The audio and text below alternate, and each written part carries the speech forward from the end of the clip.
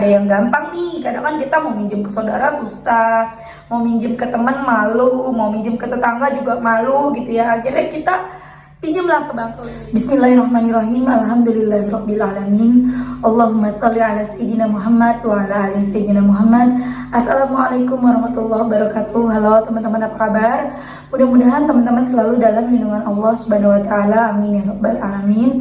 Alhamdulillah, kali ini aku akan sharing lagi pengalaman sholawat dari teman-teman kita. Tapi sebelumnya, buat teman-teman yang belum subscribe, di subscribe dulu biar aku makin semangat lagi bikin videonya. Dan buat teman-teman yang punya testimoni sholawat, silahkan kirimkan testimoni teman-teman ke nomor yang ini. Mohon maaf untuk yang udah kasih testimoni di awal-awal April atau mungkin Maret gitu ya, yang belum aku baca, belum sempat aku tayangin testimoninya. Udah dibaca tapi belum ditayangin. Cek ulang ya teman-teman ya, karena memang chatnya hilang karena aku ganti handphone gitu ya.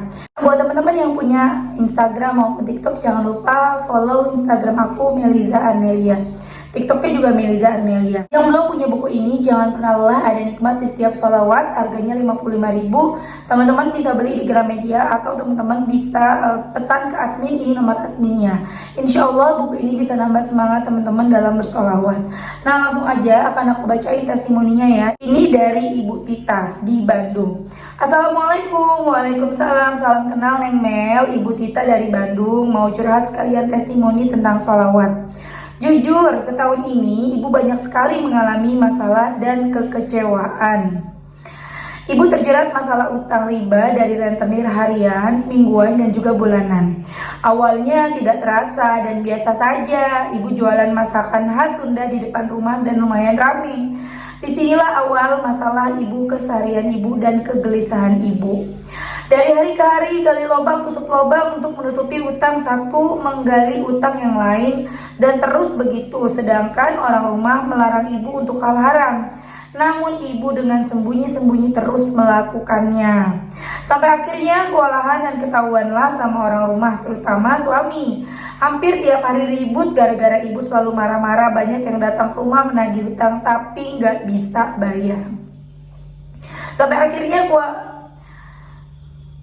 ibu udah capek, nggak tahu harus gimana lagi, bingung tiap hari, stres mikirin utang. Orang terdekat pun kelihatan benci, begitu juga dengan tetangga. Ibu merasa hidup penuh dengan kebencian dari semua orang. Ibu renungi setiap malam, mungkin inilah teguran dari Allah karena ibu jauh dengan yang namanya ibadah. Sholat pun ibu jarang sekali lakukan. Pokoknya ibu jauh dari Sang Maha segalanya. Dengan inilah Allah menegur ibu. Mulai malam itu ibu ambil wudhu, sholat malam, dan berzikir minta ampun atas segala yang telah terjadi pada ibu. Dari hari ke hari ibu berusaha istiqomah melakukan sholat wajib dan sholat sunnah, minta ampun dan minta diberi jalan kemudahan untuk keluar dari masalah. Alhamdulillah Neng, sejak saat itu hati ibu tenang, gak terlalu ketakutan, dan bisa mereda kemarahan. Walaupun utang belum bisa terbayar karena gak ada pemasukan.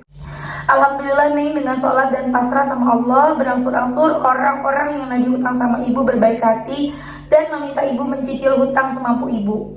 Ibu berusaha cari kerjaan dan juga minta bantuan anak untuk mencicil uang utangnya.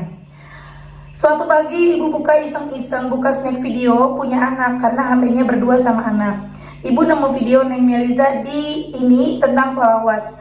Dikarenakan emang ibu juga senang dengan lantunan sholawat.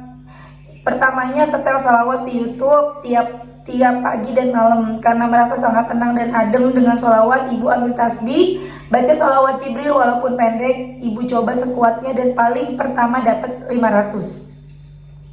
Selanjutnya alhamdulillah setiap waktu senggang sambil ngasuh, kadang sambil tiduran, ibu baca sholawat Jibril dan sholawat yang biasa dipakai dalam sholat. Ibu baru 2 minggu mengenal Neng Mel, tapi tiap hari buka channel YouTube-nya, lihat testimoni yang lain.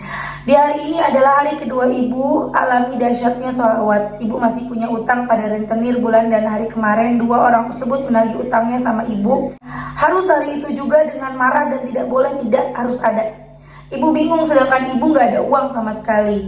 Ibu pasrah sama Allah, terserah keputusan Allah. Sehabis sholat zikir dan baca sholawat Sallallahu ala Muhammad dapat 1.500, dan Allahumma sholli ala Muhammadnya dapat 500. Sambil nangis bingung Neng, Masya Allah, seketika salah satu dari mereka telepon. Dia ngasih waktu ke ibu sampai pertengahan bulan sampai pertengahan bulan depan sehabis lebaran. Alhamdulillah ya Allah, dahsyatnya bersolawat. Dan hari ini setelah semalam sholat tahajud, terus sholat subuh dan diteruskan di sholat duha, terus-terusan ibu dawamkan sholawat malah sampai ketiduran. Saking ingin dapat banyak neng, Masya Allah, apa yang terjadi? Hutang ibu pada rentenir itu dibayarin sama teman, istilahnya ditalangin dulu sampai ibu bisa kembalikan ke dia tanpa bunga. Ya Allah, kurang baik apa Allah pada ibu yang udah memberikan ibu kesempatan untuk selalu mengingat akan nikmat-nikmatnya yang luar biasa. Alhamdulillah. Itulah neng curhatan ibu, mohon maaf kepanjangan, saking senengnya neng ada tempat curhat sekaligus berbagi pengalaman untuk teman-teman agar tidak meragukan kedahsyatan sholawat dan kebesaran Allah. Terima kasih banyak ya Neng Mel, minta doanya agar ibu bisa cepat usaha lagi, suami juga agar bisa dapat membayar sisa-sisa utang ibu, amin. Wassalamualaikum, salam sayang buat Neng Melisa dari ibu di Bandung. Masya Allah ya teman-teman, itu tadi testimoni dari ibu Tita di Bandung. Jadi ibu Tita ini jualan makanan khas Bandung di depan rumah dan alhamdulillah dagangannya laris. Ini biasanya permasalahan para pedagang nih ya teman-temannya. Kita tuh yang dagang gitu ditawarin lah pinjaman harian ya, bank keliling namanya ya teman-teman. Ditawarin lah, kemudian setelah ditawarin bank keliling ya mau nggak mau kita pikirnya pas kita lagi butuh gitu ya, buat nambah modal lah, buat kebutuhan anak lah, buat apapun lah itu ya teman-teman. Kemudian ada yang gampang nih, kadang kan kita mau minjem ke saudara susah, mau minjem ke teman malu, mau minjem ke tetangga juga malu gitu ya. Akhirnya kita pinjemlah ke bank keliling yang bisa dibayar tiap hari, karena kita pikir jualan aku laris ini, jualan aku punya dagangan, aku punya usaha, bisa dibayar pakai usaha, dicicil setiap hari ringan gitu kan. Kita kan mikirnya gitu ya, tapi pada akhirnya karena itu riba, akhirnya itulah yang menyengsarakan kita gitu ya, khususnya para pedagang-pedagang nih. Biasanya para bank keliling ini nawarinnya orang-orang yang dagang ya.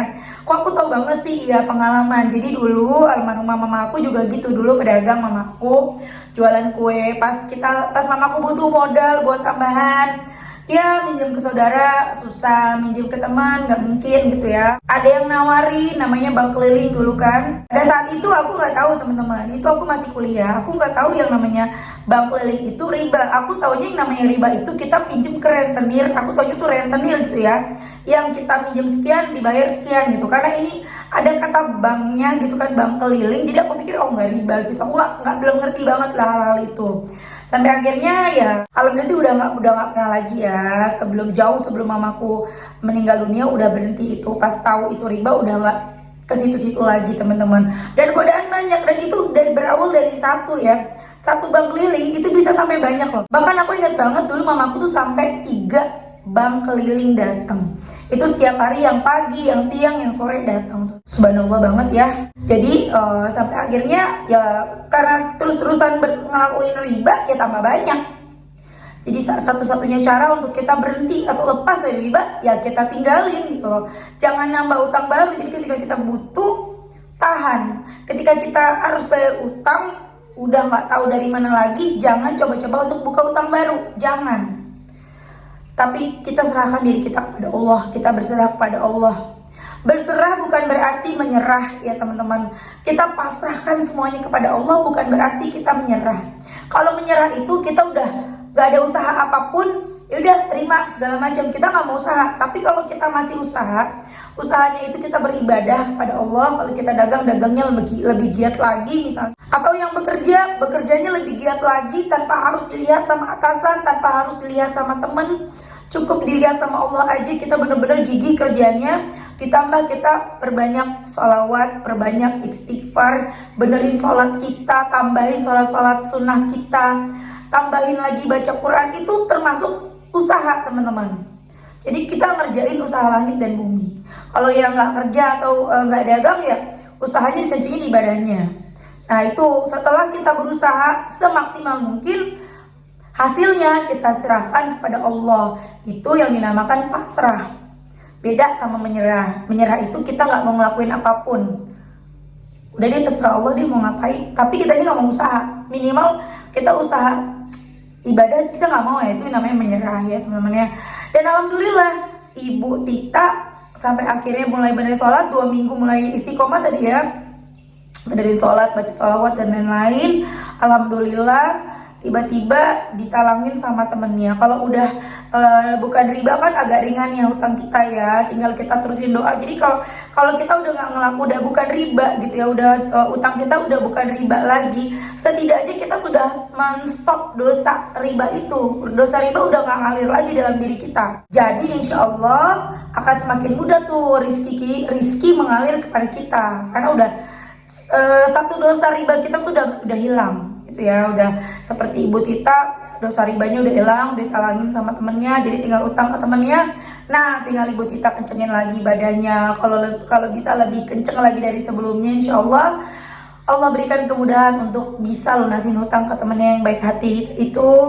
Kemudian bisa usaha lagi depan rumah, dan suaminya juga dimudahkan rezekinya ya Ibu ya. Amin, amin ya rabbal alamin. Oke teman-teman, terima kasih udah nonton. Mudah-mudahan bermanfaat dan jadi motivasi buat teman-teman. Kita doakan semoga Ibu Tita utangnya segera lunas dan tidak pernah lagi berhubungan dengan riba ya Bu, dan selalu istiqomah. Amin. Assalamualaikum warahmatullahi wabarakatuh.